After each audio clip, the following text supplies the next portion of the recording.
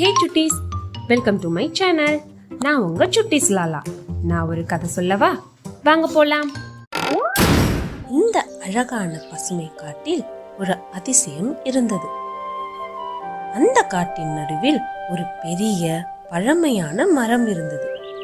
அந்த மரத்தின் கீழ் ஒரு மந்திர நூல் பாதுகாப்பாக வைக்கப்பட்டிருந்தது. அது சாதாரண புத்தகம் அல்ல, அது அறிவு புத்தகம். அதில் நல்ல பழக்கங்கள், நட்பு, துணிவு, கணக்கு, அறிவியல், பல அருமையான விஷயங்கள் இருந்தன.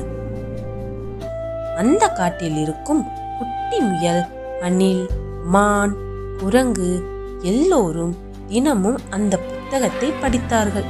அதை படித்ததால் அவர்கள் புத்திசாலிகளாக மாறினார்கள். அவர்கள் சண்டையிடாமல் நல்ல முறையில் பிரச்சனைகளை தீர்த்தார்கள். ஆனால் அந்த புத்தகத்தை பாதுகாக்க ஒரு காவலன் இருந்தான். அவன் யார் தெரியுமா? ஒரு புத்திசாலி ஆந்தை. அதன் பெயர் அறிவு. பகலில் அது அமைதியாக ஓய்வெடுத்துக் கொள்ளும். ஆனால் இரவு வந்தால் அதன் கண்கள் பெரிதாக திறக்கும். அது முழு காட்டையும் கவனித்து பார்த்து கொண்டிருக்கும். ஒரு நாள் மாலை காட்டில் ஒரு விசித்திரமான காற்று வீசத் தொடங்கியது. முதலில் அது மெதுவாக இருந்தது.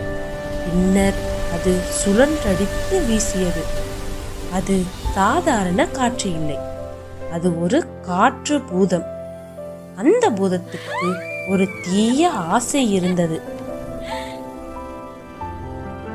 இந்த அறிவு புத்தகத்தை நான் எடுத்துச் சென்றால் இந்த காட்டில் யாரும் புத்திசாலிகளாக இருக்க மாட்டார்கள் என்று அது நினைத்தது. இரவு நேரம் எல்லா விலங்குகளும் ஆழ்ந்த தூக்கத்தில் இருந்தன.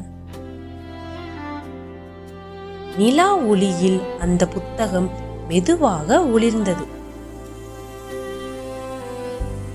காற்று பூதம் மெதுவாக வந்தது. அந்த புத்தகத்தை தூக்க முயன்றது. புத்தகம் சற்று மேலே எழுந்தது. அதே நேரத்தில் அறிவு ஆந்தையின் கண்கள் திடீரென திறந்தன. அது உடனே பறந்து வந்து புத்தகத்தின் முன் தைரியமாக நின்றது.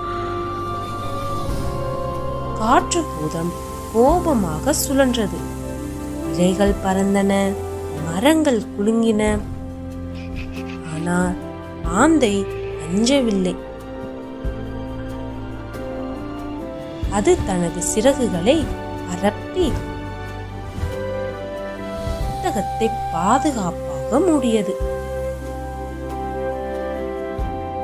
அது அமைதியாக சொன்னது, இந்த புத்தகம்தான் இந்த காட்டின் செல்வம். இதை எடுத்துச் சென்றால் அறிவு இல்லாமல் போய்விடும். காற்று பூதம் சற்றே நின்றது. அப்போது ஆந்தை புத்தகத்தை திறந்தது. அதிலிருந்து பொன்னான ஒளி வெளிப்பட்டது. அதில் ஒரு வரி ஒளிர்ந்தது, கல்விதான் மிகப்பெரிய செல்வம். அந்த வார்த்தைகள் காற்றில் முழங்கின. காற்று பூதம் சிந்தித்தது, அறிவு எனக்கும் தேவையா? அதன் கோபம் மெதுவாக குறைந்தது. அது மென்மையான தென்றலாக மாறியது.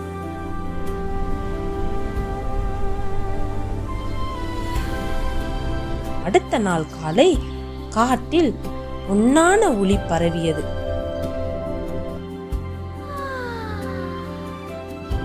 விலங்குகள் விழித்து புத்தகம் பாதுகாப்பாக இருப்பதை பார்த்தன.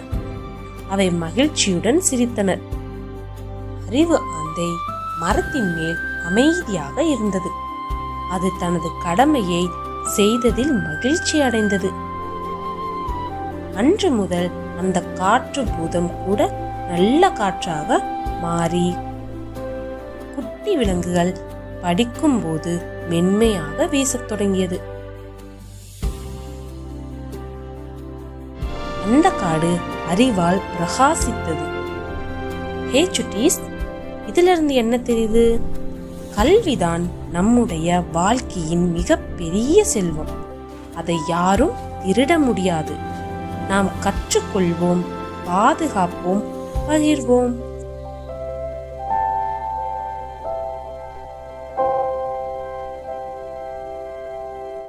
ஹே சுட்டீஸ், இந்த கதை உங்களுக்கு பிடிச்சிருந்துச்சா? லாலாவோட அடுத்த கதையில சந்திப்போம்.